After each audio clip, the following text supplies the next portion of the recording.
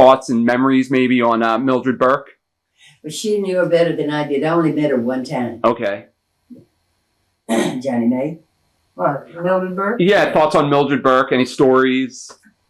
Stories about her or what you think or what? Well, you know, of course, Mildred and I was good friends. But Mildred Burke, as far as I'm concerned, Mildred Burke was not the greatest champion in the world, but she did make a good appearance, and she had the respect of everybody as a world's champion. But Mildred was not a great wrestler, and but I like Mildred. Yes. I liked her. I was the only girl that ever wrestled to a 30-minute draw, and I think that would probably tell you something, you know. Of course, that was before I started. Yeah, that's why I said pre-Moolah. Do either of you know the backstory behind the infamous match between June Byers and Mildred Burke, in which June took the title from her? Let me tell you something. I went to that match. She drove from Baltimore, Maryland to Atlanta to see it. Wow. I got a charge out of it because Billy's always talking about somebody shooting this and shooting that. And I know June is not a shooter because she hasn't got no guts. You know, it takes guts to be a good shooter. Mm-hmm. So anyway, we drove down to Atlanta, Georgia. So they went out there and they're out there wrestling like this. And Mildred finally, she trips Mildred, and Mildred takes a fall back, and June jumps on top of her for one count of three.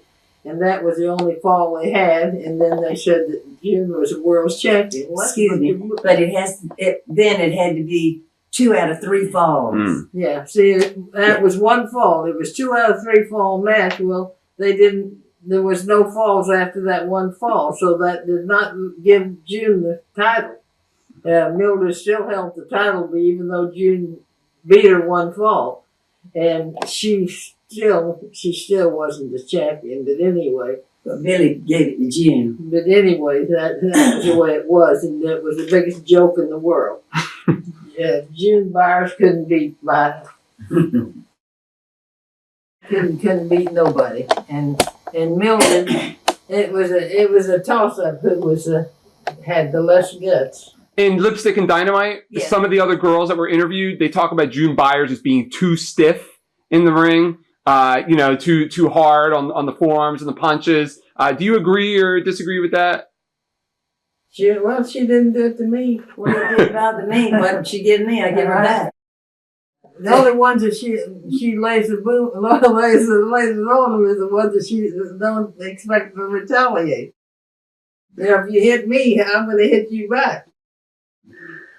When you first broke into wrestling, Moolah, since you had been in for some time, May, what were the politics like of the women's wrestling scene at the time? Billy Wolf and I never got along. We fought all the time, so I don't really, you know. Well, I'll tell you this story. When I quit Billy Wolf, he had us booked in Mexico. Mae Young and Violet Bayan, Nell Stewart, me. I think the 4 of us, right? Yeah. Anyway, he got mad at Johnny Mae about something, and he just beat the heck out of her. And I said, well, I tell you what, that's the end of here. If I have to walk back to the United States, I'm not staying in this mess. This is in Mexico City. Yeah, Wow. Mexico City. In Mexico and City. that's when I quit Billy Wolf.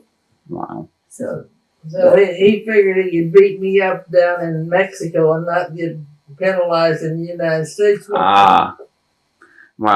Now, when you and your husband, you started training girls and really started to take over the scene, was there a clash between your group and Billy Wolf's group at the time? well, he was just always say, well, if you wrestle for somebody else, I'll stop you and you can never come back here again and all that stuff, you know.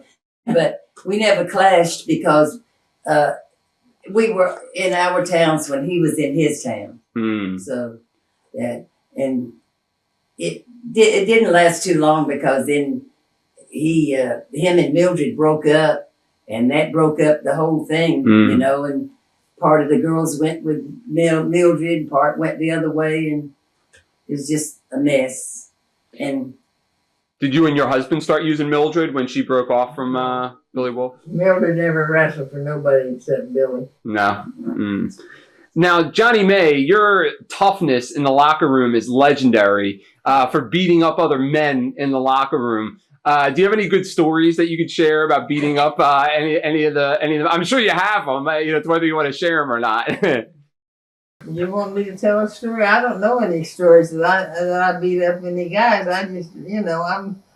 talking about you beating up some guy in the dressing room. Oh, well. Yeah. I've done that too. Well, yeah, that's what I'm asking That's about. what he wants you to tell him. Anyway, I went into the dressing room, and here's this guy. He's standing there with his drawers down until I count it. And he comes up to me and he says, and I just knocked him out. He took a fall backwards in the middle of the floor. Moolah, for people that don't know, maybe didn't see Lipstick and Dynamite, can you talk about how you came to dominate the women's professional wrestling scene during your time? Well, when I started to train just girls, I said, well, I'm going to have the best. And if they didn't turn out to be the best, I'd send them home. And then every time I would send girls, I never had a promoter to call me and tell me, I don't want these girls back. And I would send the girls, and that this group might be better than that girl. And they just everybody just seemed to love my girls. Even Stu Hart, he started using my girls and wouldn't use anybody else's. So it's just that I made them do the right thing. And I told them, you don't lay in the bars at night. And when you wrestle, that's what you do. You're wrestling in the ring. You're not playing around. Do your job and go to the hotel, go to sleep, and be ready for the next night, and then come home. Yeah. So that's how. And I worked hard. Sometimes 24 hours and be on the telephone. I almost had to stick toothpicks to hold my eyes open. But I worked day and night to do it, and I finally did outdo Billy Wolf, and I enjoyed it because when I was there right after I had started.